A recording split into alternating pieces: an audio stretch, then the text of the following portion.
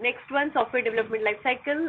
Yes, another part of this class is memorization. Certain things you have to memorize sooner or later, because the ECBA exam is 100% theoretical exam. In the sense, if you're good at memorization, and in Indian vocabulary we call it ratta. If you can memorize something, then you will be able to do well on the exam. One of the things the exam wants to do is to spin you in terms of the words, vocabulary words, because it's an entry level exam, right?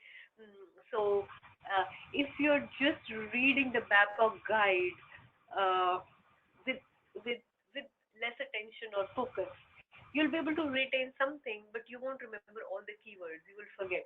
And the ECB exam, it does a master job of spinning small words for you. So they all look the same.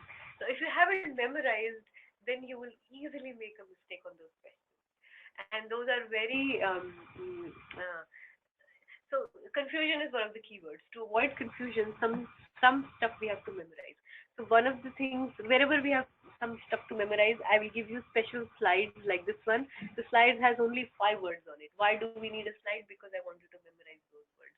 So software development lifecycle has analysis, design, implementation, testing, and deployment. The same 5 phases will always remain the same for any software development project, whether it is waterfall or it is agile or hybrid or any other methodology in between. The phases will always remain the same. How the work is done, the execution part of it will differ. But the software development lifecycle phases, they all remain the same. Analysis, design, implementation, testing, and deployment. Okay, so this part we have to memorize.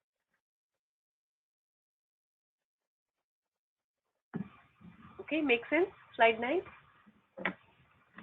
Let's keep going. Yes. Role of a business analyst in various software development phases. So people will ask, okay, these are the 5 phases. What is a BA doing in all 5 phases? Little bit BA is involved everywhere. Obviously, in analysis, a business analyst is involved. If all of these words look foreign to you, absolutely don't worry. In week 2, week 3, we will be covering every aspect of this in great detail. So somebody saying something? Still disturbance on the line. Okay. This is a little bit of a problem today that we are running into.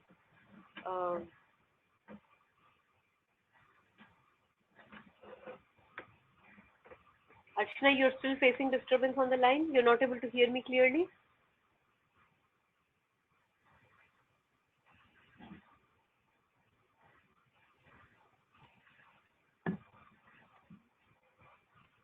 I don't know why we are having this problem today. Usually we are good.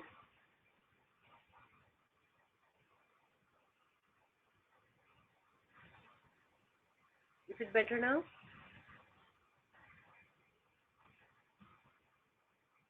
Okay, so let me recap. Role of a business analyst in various software development lifecycle phases. So analysis, design, implementation, testing, and deployment. During analysis, we do requirement solicitation, documentation, UML, use cases, and UML diagrams. We will cover all these techniques in great detail in the next 2 weeks, so we don't have to worry about it. This is bread and butter for business analysts, so that's what is going to stay. But on top of the analysis phase, a business analyst has role in all other phases as well. We will have, during design, what is design? Think of this as before implementation is done. Think of it as a construction project. Before a building is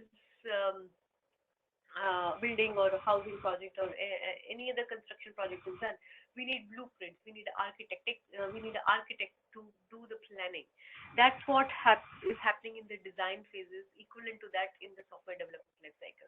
A technical architect, a solution architect, or enterprise architect, or groups of people will be involved in actually designing the solution first. The design is done, and then the implementation is done by the development team. So the implementation comes next, but during design phase also, sometimes input is needed from a business analyst, and we will cover as our material goes along what kind of inputs are coming from business analysts for design phase. Okay, So your technical solution architecture team may actually end up asking you some clarification questions because the answers that you might give may impact their design. And one thing to keep in mind is that you may not have all the answers either, but it is your job to gather the answers from the right stakeholders, from the users, from the various people that are involved in your project. If you don't have the answers, then you have to reach out to the right people who can answer. So you are acting as a liaison.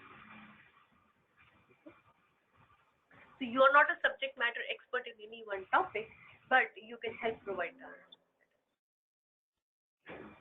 Then implementation, obviously, it is coding the software. Your development team will be involved here.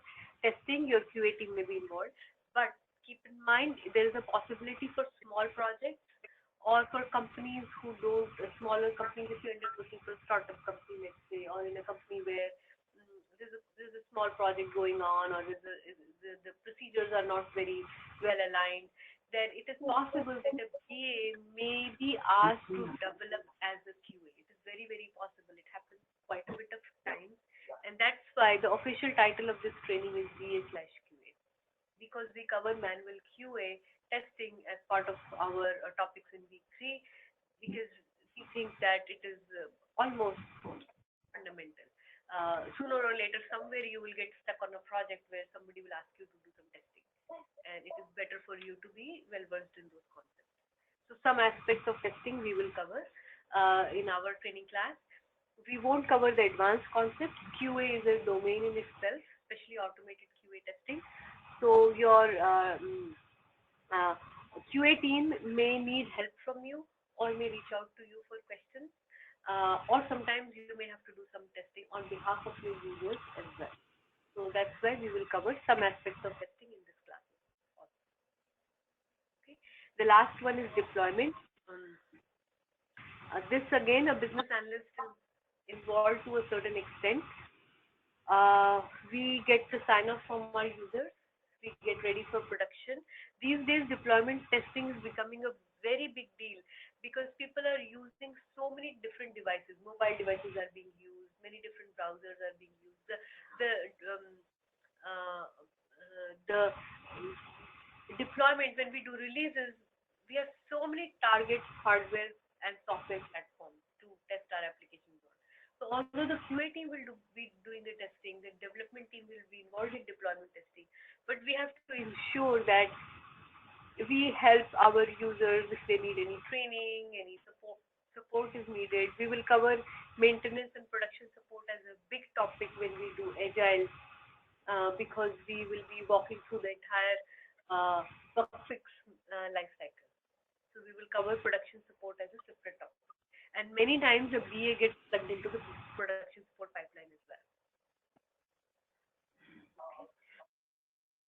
So analysis and deployment are two areas where a business analyst is heavily involved. In other areas, little bit depending on your needs. Okay, any questions on slide 10? Yes. Is there a difference between implementation and development? No, it means the same thing.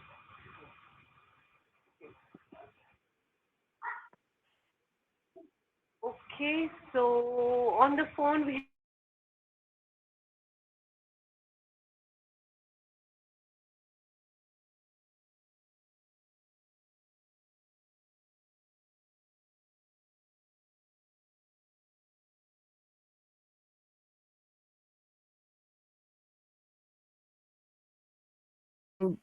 would you say that more than like say 50-60% of a business analyst job is documentation?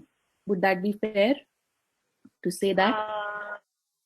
No, I think it is less than that. I would say 25 to 30% is related to documentation, and I'll tell you why. Because these days we are mostly moving towards agile methodology, and the documents are considered living documents or shared documents amongst teams. So we are expecting everybody to work collaboratively. So yes, the draft documents may be compiled by the business analyst, and we will do a full-fledged BRD review in week 2.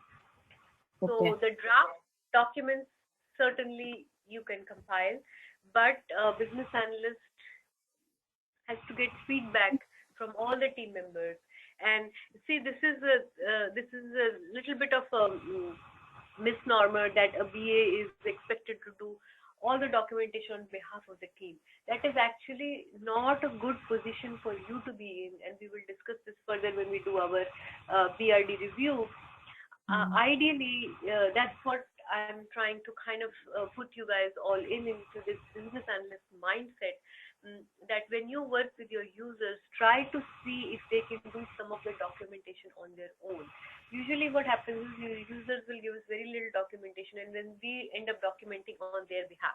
It's okay for us to do that as a last resort, but we rather have our users or whoever our stakeholders are to give us draft versions of their documents, internal documents, business documents, their workflows, whatever they have initially. And that's, I think, the next slide also. If you join a project midway, anywhere you have to understand as a system, the current system, right? So whatever documentation your teams currently have, whether they're IT teams or user teams, your first priority has to be to get information or gather requirements or information in terms of their own language. If you do the documentation, now what is happening is that you are not well versed in that business, right? You are a little bit of an outsider. Right. Okay for you to be the glue. So it's okay for you to fill the gaps. It's okay for you to do comparative analysis, but not to be the underlying author of every topic. And it's a good question. The answers will come as we go along in the course, because we are getting used to the business analyst mindset, right? And the best practices. Ideally, if people are expecting you to do a lot of you're not a technical writer. You're not creating user manuals. You're not creating any of those training manuals. Documentation skills does not mean that you have to be a technical writer. That's a separate role in itself. Yes, a business analyst. Analysis means analyzing information. Analysis does not mean authoring information. You are not the author of anything. You are not running that business. You are not the business person. You are not the business sponsor. You are not the person who is doing the day-to-day work. Your perspective is going to be a second-hand view. You rather get the perspective of the first-hand person, make them do the documentation, and you be the glue to tie the different versions of the documents together. Some documentation you can do on behalf of somebody else, but make sure that they approve it, make sure that they review it, and you don't have to feel compelled to do all the writing on your own, because that will put you in a difficult spot. Somebody could challenge what you've written and say, this is not what I meant, correct? So try to, you cannot shy away from documentation. Some amount of documentation you will end up doing anyway, writing emails, drawing diagrams, UML diagrams we will cover in detail. But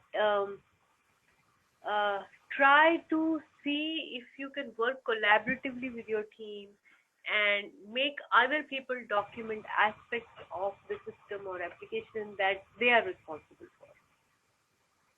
Don't overdo anything on your end. Okay, so I know I'm not giving you the detailed answer right now, but you will kind of get it as we go along in the course. You will see how this plays out. Yeah, okay, thank you. Okay, so let's keep going. If you join a project midway, usually what happens is you will not be part of the kickoff meeting. You will either end up missing it, because if you're a new hire, the position is getting approved, but by the time you join the project, the project is a little bit underway already. If you are applying to internal positions, you're already in a role, already in a job, and you get pulled into a project, usually you will see that the project is under crisis. It is understaffed. They're short of resources, or the project is already amber or red. They want to put it back to green, and now they're throwing more resources at it. So most likely you will find yourself in a situation where you're joining a project midway. There is a very little possibility that you will get a clean start. Usually most of us don't get a clean start.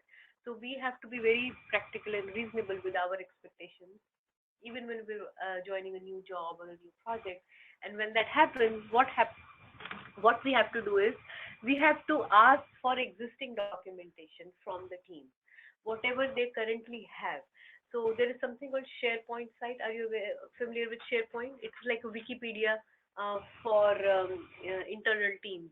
So ask your project manager, your scrum master, or your business users, when you are new to a project, the first 30 days, 45 days, 60 days, absolutely use your new card. I am new. I don't know much about this project or this area, this domain, whatever it is. Give me access to all the resources that you can legitimately get access to, right? Usually what happens, people have tunnel vision. You will be emailed a few documents, and then people will expect you to get started. You try to expand your horizon from day one. Can you give me access to all the relevant SharePoint sites, all the Wikipedia sites, internal wiki sites, or wherever the team documentation is there, both from the business side as well as IT side. Whatever you can reasonably get access to in terms of your role and your position in the project, grab everything that you possibly can. Ask for access to all the current documentation. The current documentation is also called as is documentation. As is, to be, current state, future state, they're all like documents, whether they're Word, Excel, PowerPoint, anything you can get your hand on. Don't expect people to email you the individual documents. That's fine if they email you, but say this is just because documents have versions and they go very stale very quickly. So if you see documents coming to you as attachments, then the attachment is fine. It's great to have the document, but can you also give me access to the site where this document is kept, let's say the SharePoint site or wiki site? That way you have access to the repository where the documents are stored. So all the past version and the future version, latest version of the document you can find over there. Okay, so attachments, if one or two attachments come, that's fine, but try to get access to whatever you can in terms of documentation. Then second step, try to get access to all the applications that your user is using, legacy applications. They will never give you production access, but they should be able to give you application access in test environment. This is called sandbox. So then you play around with your application completely. Add new records, edit some things, delete some things, navigate all the menus, get familiar with everything that's going on in the application, because it's a test area, it is a sandbox, and you're a business analyst, so you will analyze whatever is in front of you.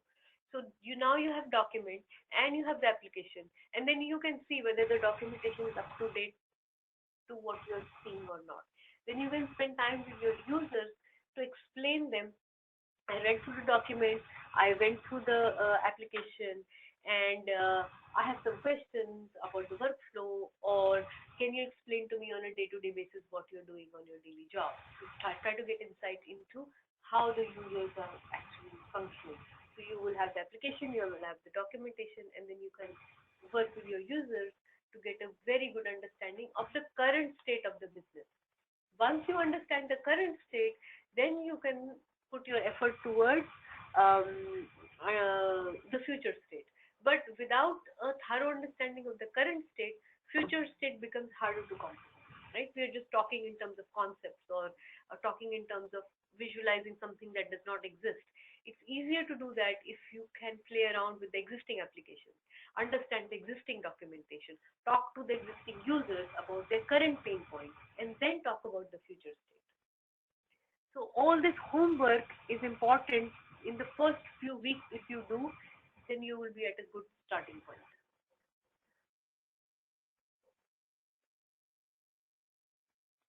Make sense? Slide 12? Okay. Any questions here? So I think that is the end of our section here. This much, little bit of it we had covered in orientation section also. So for those of you who joined us last week, maybe some of that information was repetitive. So let me know if we want to start on the next section now.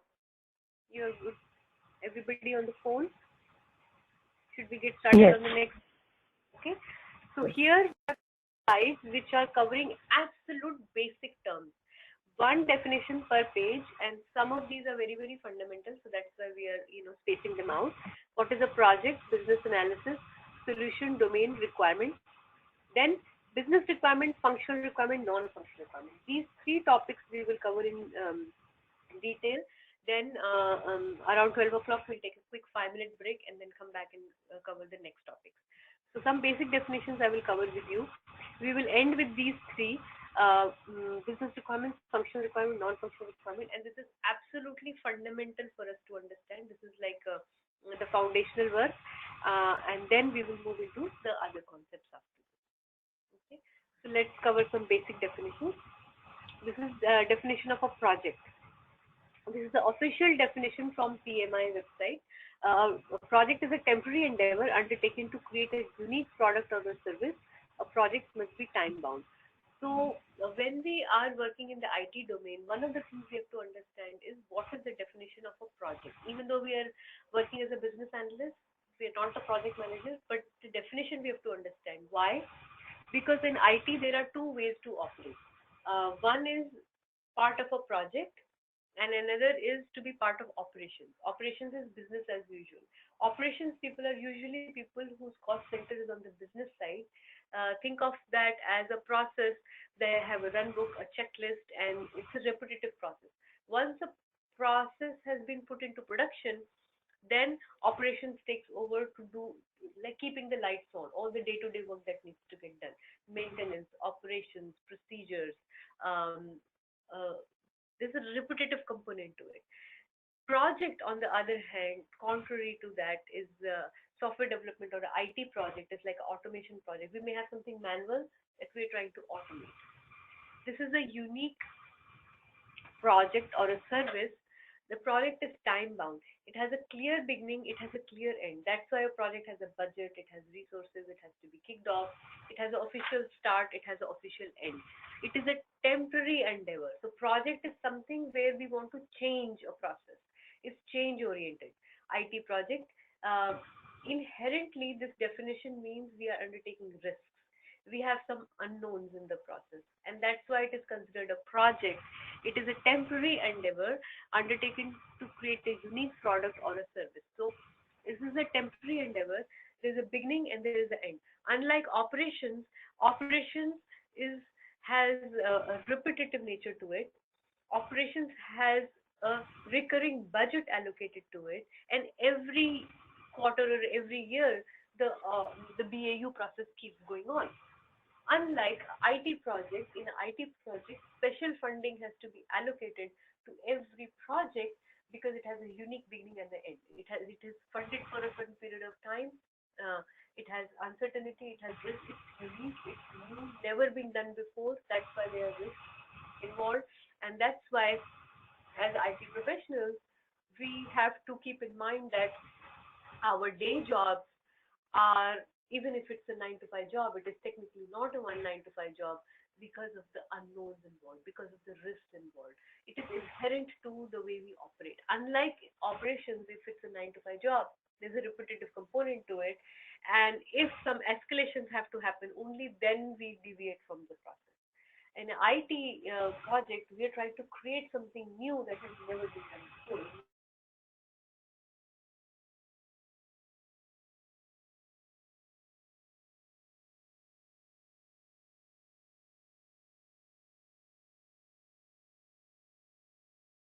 Meaning,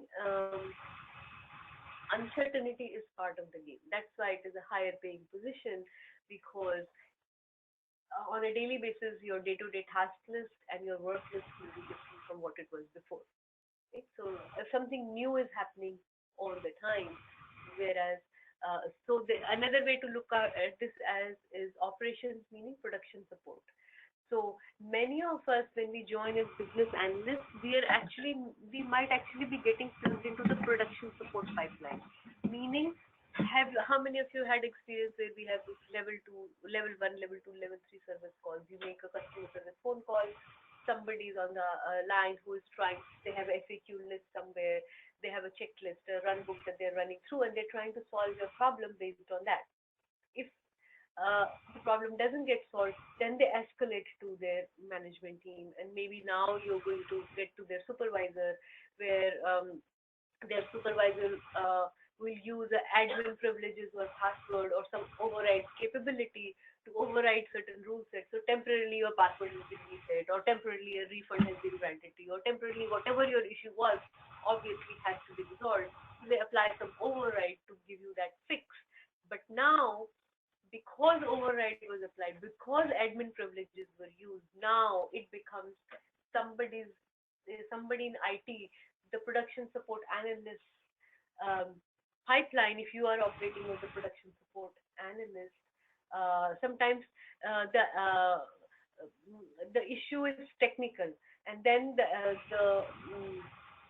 it will get escalated to level 3. Level 3 production support means IT production support. So we used to carry these beepers and pagers in past eras, where okay now, and we used to have a rotation schedule among IT teams to be on production support for level 3. So if an IT related problem happens, somebody would check page in the middle of the night, and you would have to answer your calls or try to solve the problem in real time.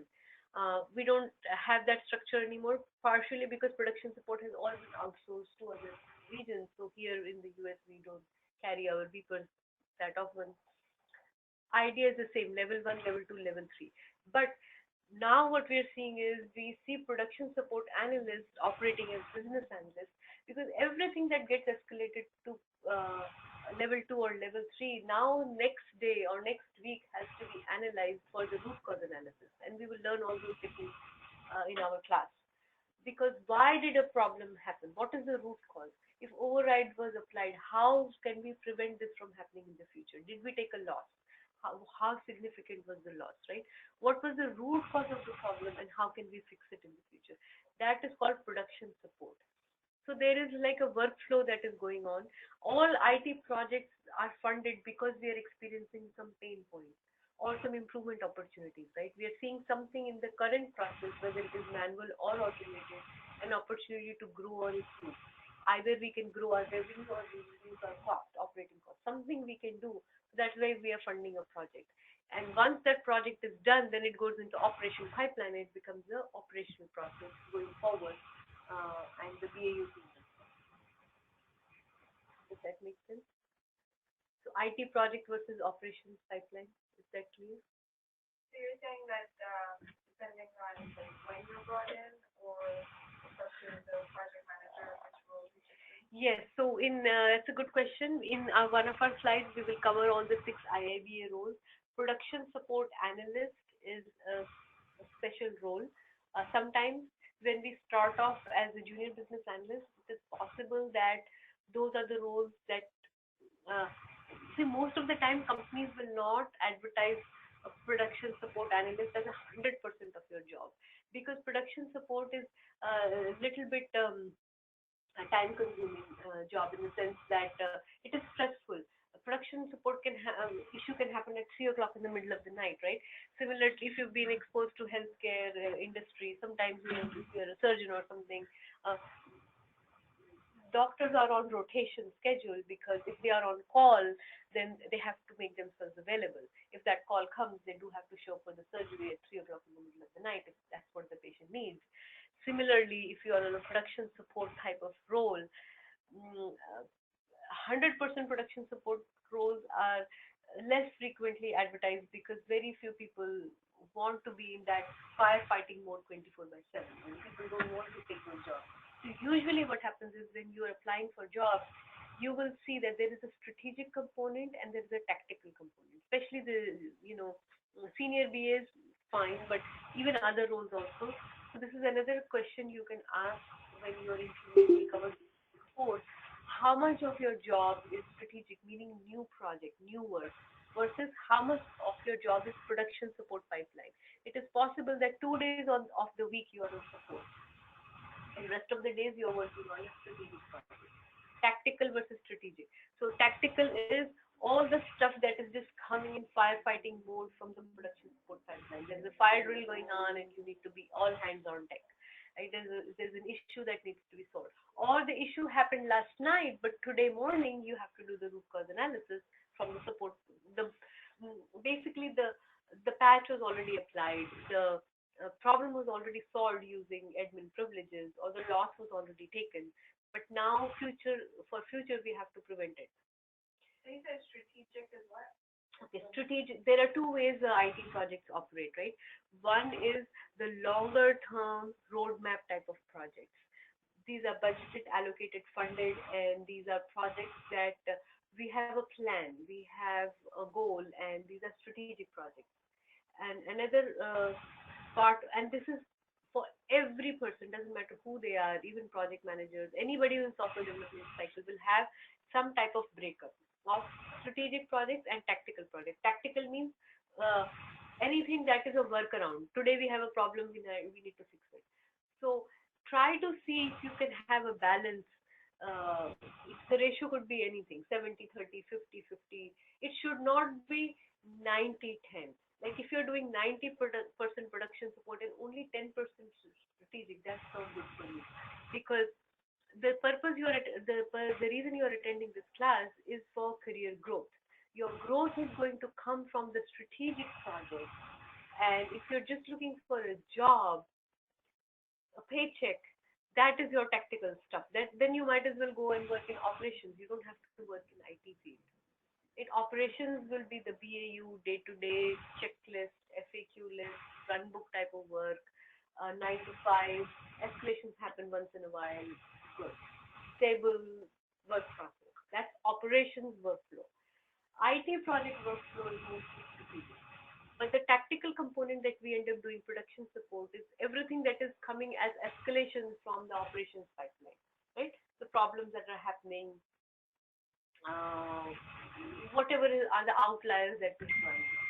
That is called tactical work. Workaround.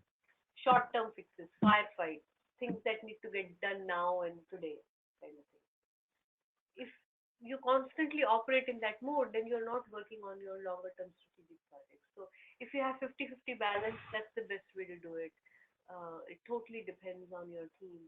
But it should not be that you have very little strategic work and majority of your work is tactical. Then see if you can find the right balance there.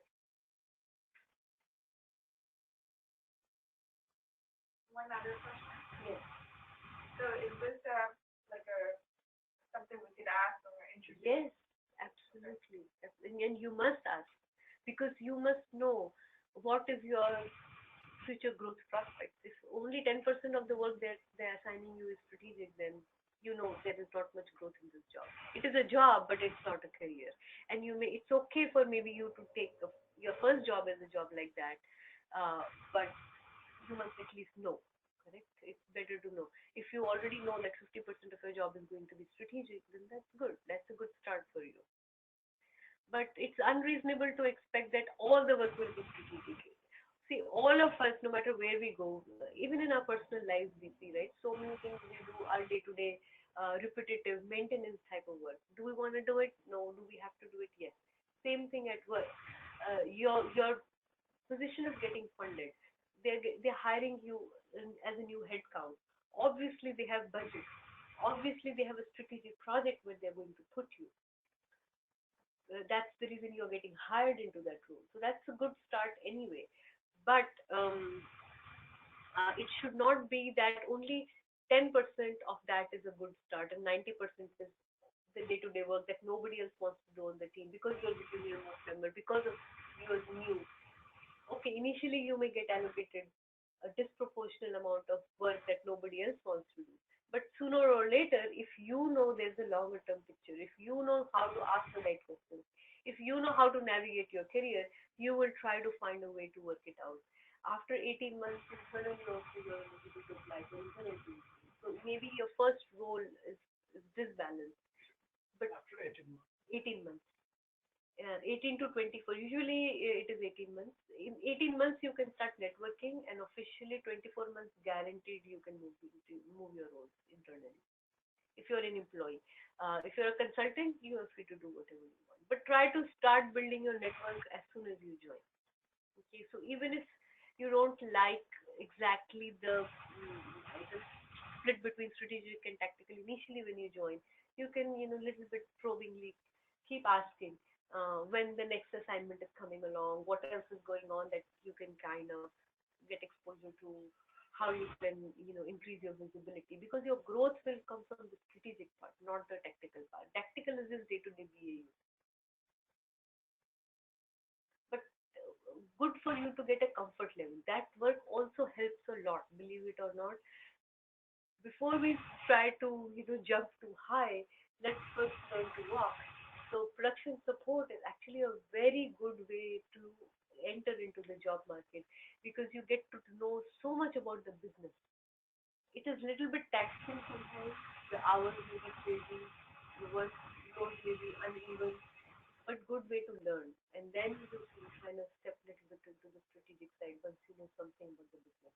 It's also a very good way to make good relationships with your business partners, because the operations people are closest to the business. You can learn so much from them. So it is a good start. I have a question. So if you're applying for a full-time versus contract position, and when you're interviewing, like, is there a way to, like, if you're joining as a contractor, would they put you in like strategic projects? Yes, yes. So even if it's a short term, yes, there's opportunity. There's definitely opportunity, because when new headcount is getting approved, believe it or not, the budgeting is coming for new projects. The headcount doesn't get approved for BAU. BAU headcount will get approved in the cost center of operations team. IT team, that's why we're going over the definition of the project. Very important for you to know. IT project, IT cost center is always the IT project, and that is a unique product or a service. This is not BAU. So even if it's a consulting assignment, it still comes with a new headcount, with new budget, new project, new service. Something new is happening, something strategic is happening. Okay. The bait and switch can happen. They may get funding for a strategic project, and they may give you a sliver. That's why it's important to ask that question. They'll give you a small slice of it, small module, and they will keep the rest of it for their employees. But still, something you will get, something you have to start with, and then over a period of time, you can ask for a bigger share of it. What does BAU stand for? Business as usual, keeping the lights on. All the regular day-to-day maintenance. Somebody has to still keep the place clean, right? Maintenance, organization, the run book, checklist. Every single day, the business is operating to generate revenue. That is operations workflow. That is not an IT project. BAU is not an IT project. IT project is a temporary endeavor. You have to memorize these definitions. Okay, a temporary endeavor undertaken to create a unique product or service. A product is time bound with a beginning and an end. BAU is not time bound. Till the business decides to be in that business, that area of the function is always funded.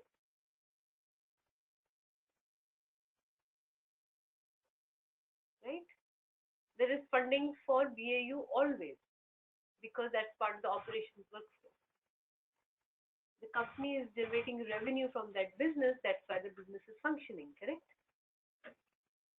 Not for IT. IT project is not a revenue generator, it's a revenue sink. It's a cost center. Most of the time, IT project is a cost center, which will generate indirect revenue, but initially it is an expense department. IT project is an expenditure for the company. It's not a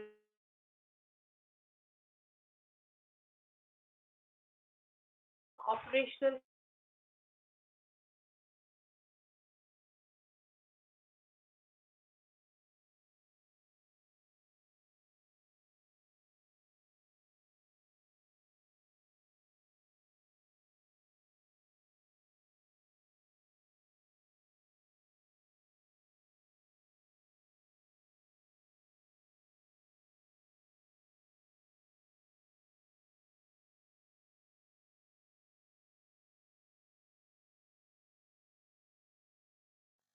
List on the business side is doing. They will never undertake or kick off a project that will not generate eventual profit for the company, revenue for the company.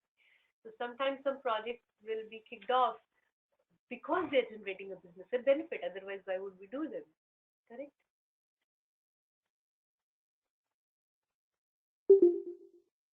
Okay, definition of project, we are good.